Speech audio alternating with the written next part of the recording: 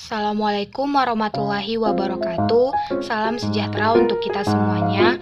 Kami dari kelompok 4 akan menyampaikan materi yang berjudul Pendidikan Masyarakat untuk Meningkatkan Prestasi dengan Bimbingan Belajar. Sebelum memulai ke materi, ada baiknya saya memperkenalkan anggota kelompok saya terlebih dahulu. Yang pertama ada Nendi Rosdiana Buang Menalu dengan NIM 1212 41 10 40. Yang kedua dengan Maharani Puspasari dengan NIM 1212 41 10 51. Yang ketiga dengan saya sendiri yaitu Maya Faiza Nasution dengan NIM 12 13 11 11 02. Yang keempat dengan Nabila Apriani Lubis dengan NIM 12 13 11 11 10. Dan yang terakhir yaitu Martin Munte dengan NIM 12 12 41 10 07. Di sini kami menjelaskan materi untuk menyelesaikan tugas proyek mata kuliah pendidikan masyarakat atau pendidikan luar sekolah dengan dosen pengampu Bapak Elizon Nenggolan MPD. Baiklah, langsung saja kepada materi yang pertama, yaitu definisi bimbingan belajar.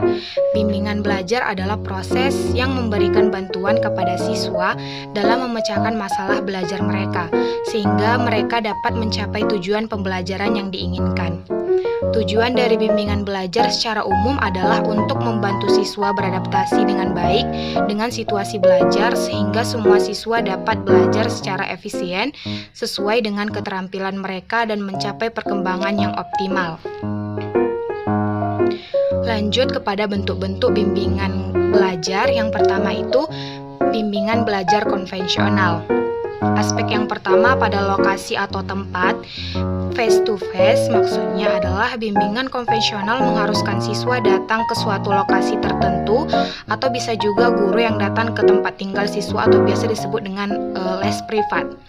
Yang kedua pada aspek lingkup siswa yang terbatas karena menyesuaikan diri dengan lokasi bimbingan dan belajar. Yang ketiga pada aspek sistem belajar. Pada aspek sistem belajar ini merupakan pertemuan secara langsung guru dengan siswa yang terbagi atas dua. Yang pertama yaitu model kelas.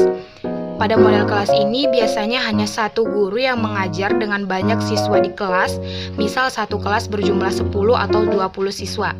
Yang kedua, model privat, biasanya hanya satu guru yang mengajar dengan satu siswa dan kadang-kadang materi pembelajaran sudah ditentukan. Misalnya siswa itu sendiri bisa merequest kepada guru ingin belajar materi apa yang ia butuhkan. Aspek yang terakhir yaitu pada aspek materi berupa dengan modul atau buku yang biasanya itu berupa silabus yang relevan atau update dengan kurikulum yang berlaku saat itu. Lanjut pada bentuk yang kedua, bimbingan belajar online.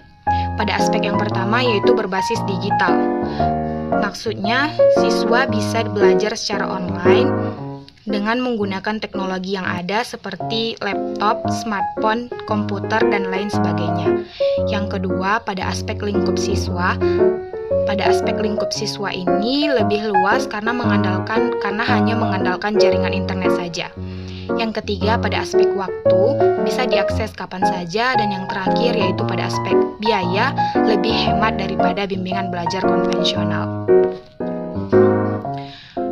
Lanjut, di sini ada quote yang disampaikan oleh salah satu tokoh yaitu Benjamin Franklin yang berisikan an investment in knowledge pays the best interest, yang artinya investasi dalam pengetahuan memberikan keuntungan yang menarik.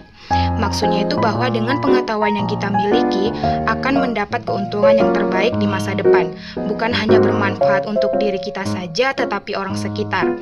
Dan jangan juga melihat pendidikan ini sebagai suatu hal yang sulit atau mahal, karena dari segi tenaga, waktu yang sudah kita keluarkan ini tidak akan terbuang sia-sia, karena kita akan mendapat hasil atau ilmu yang diperlukan nantinya.